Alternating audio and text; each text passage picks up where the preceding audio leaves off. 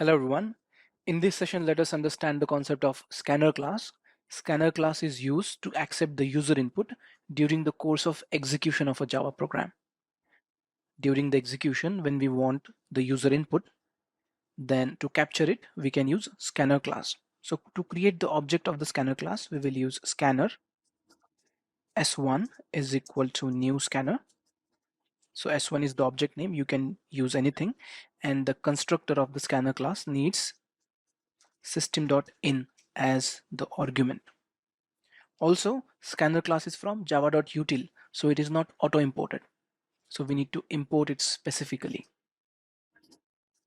Unlike the other classes we saw like math class or string builder class, they are from java.lang package. Java.lang package is auto imported.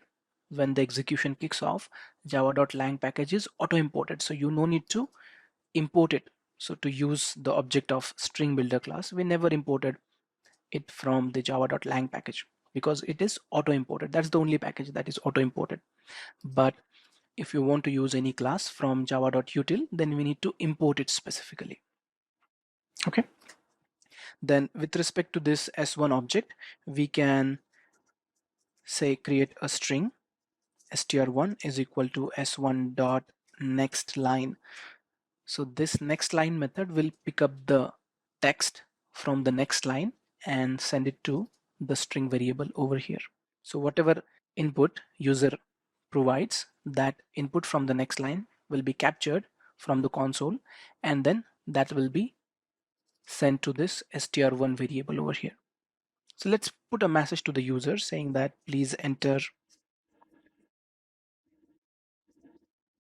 a string, and then user will enter a string and that string will get captured into str1. And let us just try to display the string to the user in the console. Just let us see what we capture.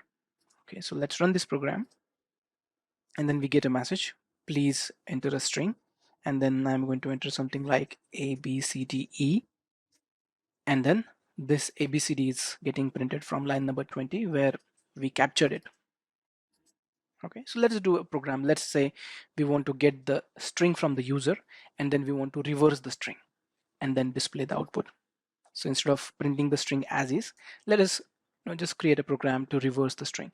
Now to reverse the string, we can use a for loop. Let us say for int I is equal to 0 because the index of the first character of the string is 0. Then I less than or equal to str1 dot length minus 1 because the index of the last character is length minus 1. So what we will do inside the for loop, we will start with the begin to the end of the string, and then we'll capture each character from the string using character at method, and then we will concatenate it with a temporary variable in the reverse order. So let's create another string, say temp, and over here I plus plus, and all we are going to do is we are going to say temp is equal to str1 dot character at index I plus temp. So what is going to happen for the first iteration of the for loop, we are going to get the first character. So say A. In the beginning temp is blank, then A plus blank will be A. In the second iteration we'll get the next character, that is B. So that B plus A will be new BA into the string, and so on and so forth. Next time we'll get the next character, that is C, which will get added before whatever is there in the temp. So CBA. So next thing will get added, that is CBA. And likewise, after all the iterations of this for loop, when we will look over here for the output, we will get a reversed string, and that is temp. So what we are doing, we are getting the input from the user, and then that particular user input, that particular string, we are reversing it and showing it in the output. So when we run this program, please enter a string. Let me do something like A, B, C, D, E again, and the reverse string is EDCBA. Okay, let's try again.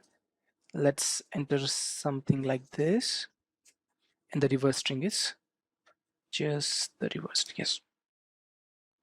Okay, so using scanner class, we can get the user input. Now, what if we want to get an integer input?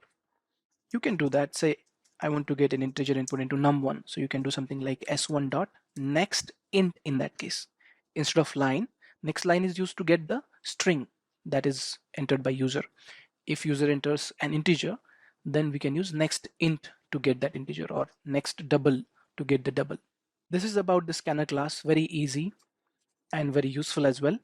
To create the object, we will use scanner, and remember the constructor of the scanner needs this system.in as the argument.